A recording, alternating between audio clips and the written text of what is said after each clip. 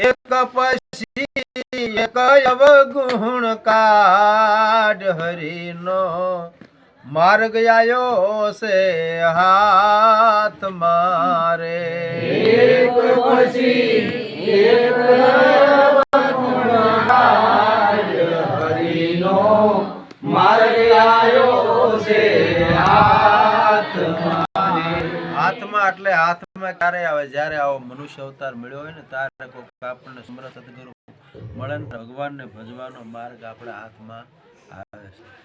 પછી પહેલી કડીની અંદર શું કહેશે કે સદગુરુ ભાતું લેજો સાથમાં.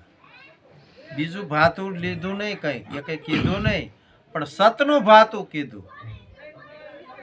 અને ભાતું લીધું ને પછી ભાતું તો લીધું તો ભલે લીધું, પણ શું કહેશે એક પછી એક જે અવગુણ આપણા મનની અંદર આવે છે ને એ બધા કાઢી નાખે. આપણામાં મોટા શત્રુ છે ને ભગવાન જેમ સૂક્ષ્મ રૂપે છે એમ આપણા દુશ્મન રહ્યા ને સૂક્ષ્મ રૂપે આવી જાય છે. મનની અંદર કાળ આવે છે, ક્રોધ આવે છે, ઈર્ષાયુ આવે છે, મોહ માયા વિકાર ને આવું બધું ઘણા શત્રુ છે. એની આખી ફોજ છે. આ જીવાત્માને બધાય નરકે લઈ જવા નથી ગયા છે.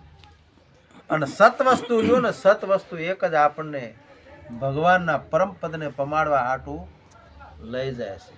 તો આ માર્ગ જો આપણા હાથની અંદર આવ્યો હોય તો હળવે હળવે હાલવા માંડો અને અવગુણ આવે ને એને કાઢી નાખવાના. ડગલે ડગલે